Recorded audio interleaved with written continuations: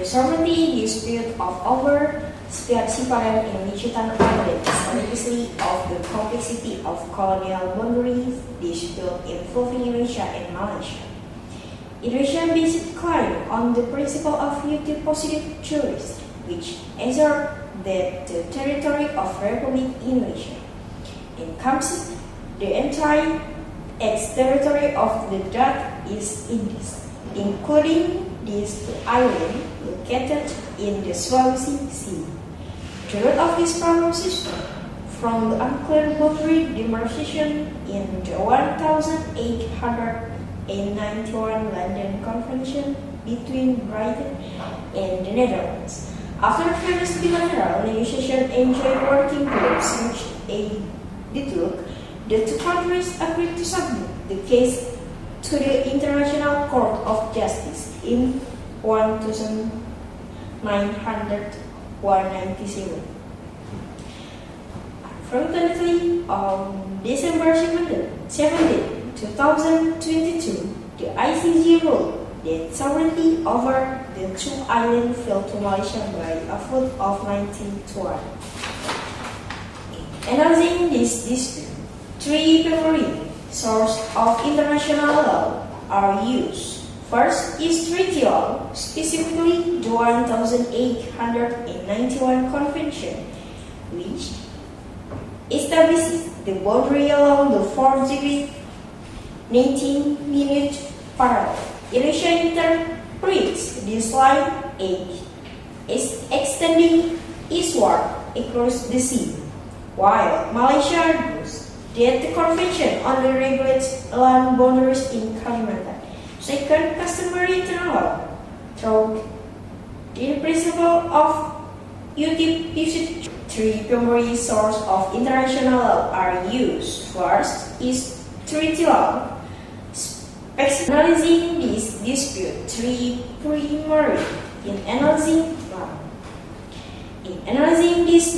primary sources of international law are used. First is treaty law, specifically the 1891 Convention, which establishes the boundary along the 4-degree 19 minutes. Indonesia interprets this line as expanding eastward across the sea, while Malaysia argues that the convention only regulates boundaries in Kalimantan. Second, customary international law through the principle of utilitatis juris, although this principle is universally recognized. Its application requires clarity on the administrative status of the territory during the colonial period, which Indonesia has struggled to prove absolutely.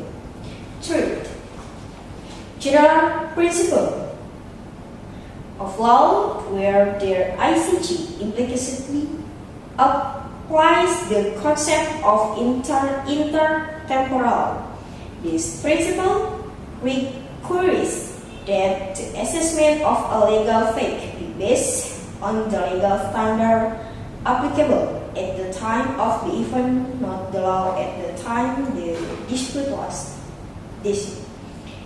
Indonesia believes it has strong legal title to Sipadan and Lichutan Island based on the concept of history writers, historical title, and sanction of colonial treaties. Indonesia main argument reached an article of the 1891 Convention and the supporting document Memorandum van Toetsing, which belief demonstrates that the 4-degree 10 minutes parallel continues to stretch seaward. Because Sipadan and Lichutan lie south of the line, they are legally part of the Dutch East Indies, inherited by Indonesia. This line is supported by historical activities such as the 100,903 patrol by the warship, the 1,921 landing of a linked aircraft, and the granting of exploration permits to a Japanese company by Pertamina in the area south of the line without any protest from Malaysia.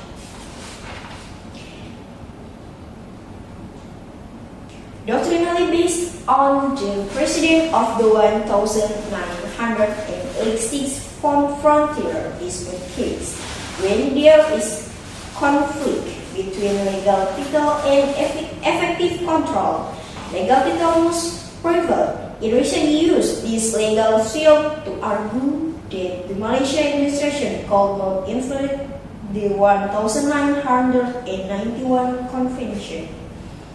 However, the ICJ took a different approach, deeming the agreement document submitted by both parties to be in conclusion or in the court regarding the ownership status of the offshore island. Because legal title was deemed inclusive, the ICJ shifted to the test of effectivity. In this case, Malaysia successfully demonstrated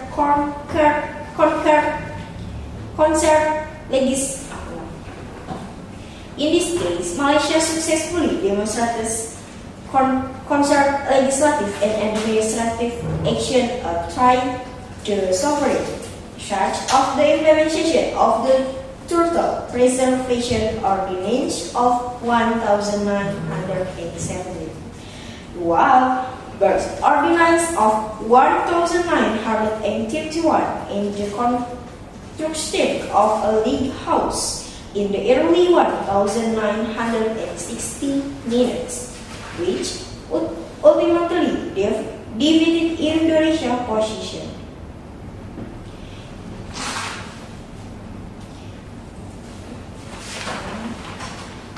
In addition to the convention debate, Indonesia consistently presented cartographic evidence in the form of early 20th century colonial maps that currently include Padang and Jitan within administrative territory.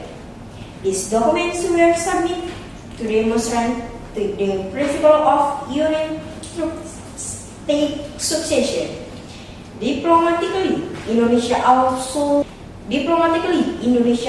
demonstrated that it had never engaged in acquisitions or abandonment, meaning it constantly defended its right and diplomatically, Indonesia also demonstrated that it had never engaged in acquisitions or abandonment, meaning it consistently defended its right and reject Malaysia unilateral claims.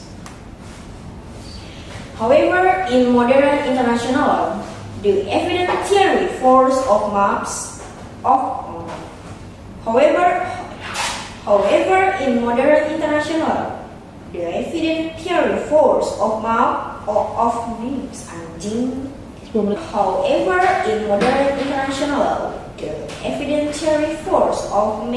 is not absolute unless accompanied by effective occupation. Indonesia is ability to approve continuous government administration on the ground rendered this colonial documentary evidence untenable in the eyes of the court.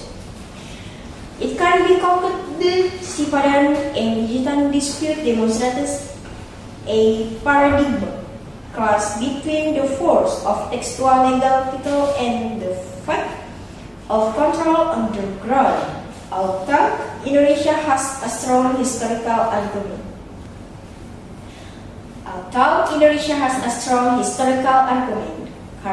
Cartographic evidence and a strong basis for state succession through the interpretation of the 1891 Convention. Its position is taken due to the lack of concrete administration action.